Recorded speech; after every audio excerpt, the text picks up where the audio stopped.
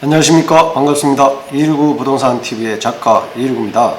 오늘 또 여러분들에게 말씀드릴 내용은 부동산 공법에 대해서 말씀드리도록 하겠습니다. 그 중에서 용도지역, 용도지구, 용도구역에 대해서 계속 말씀드리고 있는데, 오늘은 그 용도구역에 대해서 말씀드리도록 하겠습니다.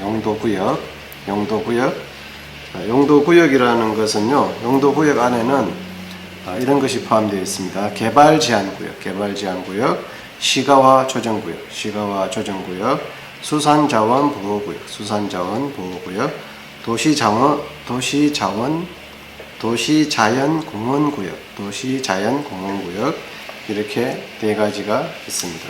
그래서 용도구역은 용도지역 및 용도지구와는 별개로 시가지의 무질서한 확산, 방지, 계획적이고 단계적인 토지 이용을 도모, 토지 이용의 종합적 조정, 관리 등을 위한 것입니다. 자, 도시의 무질서한 확산을 방지하기 위해서 조정하는 것이죠.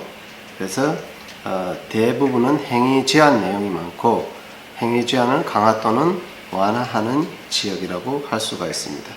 그래서 개발제한구역, 여러분들이 잘 아시는 그린벨트 개발제한구역은 도시의 무질서한 확산을 방지하고 도시 주변의 자연환경을 보존하기 위한 지역으로 공익적 보존성이 강해 법에서 정하는 특별한 사유를 제외하고 토지를 1차적으로만 이용 가능한 지역입니다. 그래서 농사 짓는 곳은 농사만 지어야 되고, 나무가 울창한 것은 나무가 울창한 그 상태대로 두어야 한다는 뜻입니다. 1차적 이용. 거기에다가 건축물을 짓거나 다른 개발 행위를 할 수 없다는 뜻이기도 합니다. 그래서 농어가 주택도 신축이 불가하다. 개발제한구역의 지정은 1972년 8월 25일 되지만 제한적으로 신축이 가능하다. 아주 제한적이죠. 아주 근 한 50여 년 전에 있는 되지만 신축이 가능한 그런 아주 강력한 법이라고 할 수가 있습니다. 그래서 개발제한구역. 근데 요즘 서울에서도 개발제한구역을 풀어서 아파트 택지개발지구로 지정해서 아파트를 건축하자는 이야기가 이제 계속해서 흘러나오고 있지만, 그렇게 되면 도시가 계속해서 무질서하게 확산되고 아파트밖에 없는 삭막한 도시가 되겠죠. 그래서 보존해야 될 가치가 있는 그런 땅들이 점차 없어질 수도 있기 때문에 개발제한구역을 설정해서 보존 유지하려는 노력이 타당하다고 볼 수가 있습니다. 제한적으로 개발을 하는 것이 맞는 거죠. 그래서 개발제한구역만 잘 공부를 하셔도 여러분들이 먹거리를 찾아낼 수 있는 그런 중요한 구역이 되겠습니다. 이것이 바로 부동산 공법을 알고자 하는 것이죠. 그래서 개발지역이 해제된다거나 개발지역 안에서 어떤 건축이 가능한 것들도 있어요. 그런 걸 잘 찾아내서 그 틈새를 노리는 것도 기존의 고수들이 많이 써먹던 방법 중에 하나라고 볼 수가 있겠습니다. 그리고 두 번째는 시가화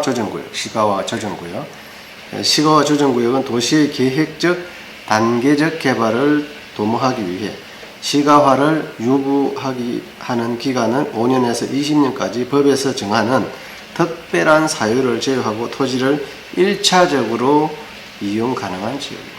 마찬가지로 그린벨트와 마찬가지로 도시의 계획적 개발, 단계적 개발을 도모하기 위해서 시가지가 되는 것을 유보한다.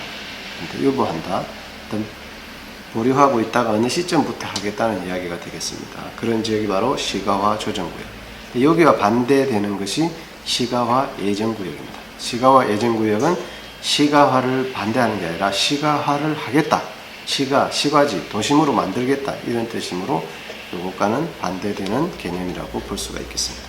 그래서 용도구역 중에 시가화 조정구역이 들어있다면 투자를 조심해야 하고, 투자를 보류해야 하고, 투자를 신중해야 될 필요가 있겠습니다. 그리고 수산자원 보호구역은 수산자원의 보호 및 육성을 위해 공유수면이나 그에 인집된 토지를 저오염시설로 제한적으로 이용 가능한 지역입니다. 농가 주택 신축은 가능하지만 근린생활시설 신축이라든지 일반 음식점, 단란주점, 안마시술소는 제외되는 것입니다.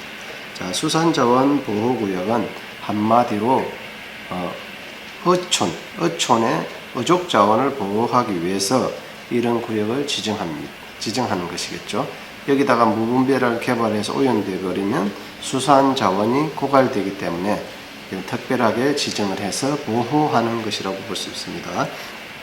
이런 지역에는 농가주택 정도 신축은 가능하지만 다른 조금 오염시설들, 안마시술소라든지 음식점 그런 것들은 신축이 불가능하다. 이렇게 보시고 투자에 유념을 하셔야 되겠습니다. 그 다음에 도시자연공원구역. 도시자연공원구역은 도시의 자연환경 및 경관을 보호하고 도시민에게 건전한 여가 휴식 공간을 제공하기 위하여 도시지역 안에 식생이 양호한 산지의 개발을 제한하기 위한 구역으로 공원 조성 계획에 의한 공원시설만 설치가 가능한 지역입니다. 그래서 공원을 보호하고 나무라든지 좋은 식물들을 보호해서 도시민들에게 여가 활동에 제공하기 위해서 이 도시 자연공원 구역으로 지정되어 있는 것입니다. 그런데 문제는 사유권을 오랜 기간 동안 제한하는 것이기 때문에 2020년 7월 1일 곧 다가오죠. 이때 이제 일몰제를 적용해서 이때까지 국가가 수용하거나 지자체가 수용해서 공원으로 만들지 않는다면 풀어서 이제 사유권을 돌려주라. 이런 게 이제 지금 장기 미집행 특별 도시 계획 이런 거에 이제 포함되어서 곧 해제될 가능성도 있죠. 그래서 그런 거를 다 잘 알고 또 투자를 한 사람들이 돈을 번 경우가 있죠. 얼마 전에 용산에서 누구누구 땡땡땡이 그렇게 해가지고 아마 땅 가격이 많이 상승한 경우가 이런 경우가 될 수 있다고 봅니다. 그래서 그런 틈새 시장도 안다면 투자에 많은 도움이 될 것으로 봅니다. 그래서 용도구역의 행위제한에서 시가와 조정구역에서의 행위제한은 어떤 것들이 가능하고 어떤 게 가능하지 않다. 이것을 구별할 수 있는 정도의 수준이 된다면 여러분들의 공법 신규력이 확 늘어날 것이고요. 그래서 투자 실력도 아울러 획기적으로 늘어날 수가 있겠죠. 시가와 조정구역 안에서의 행위 허가 기준 등 여러분들이 이제 이런 걸 한 번쯤 읽어보고 살펴볼 필요가 있겠습니다. 그 다음에 수산자원 보호구역 안에서의 행위 제한 어떤 게 되고 어떤 게 안 된다.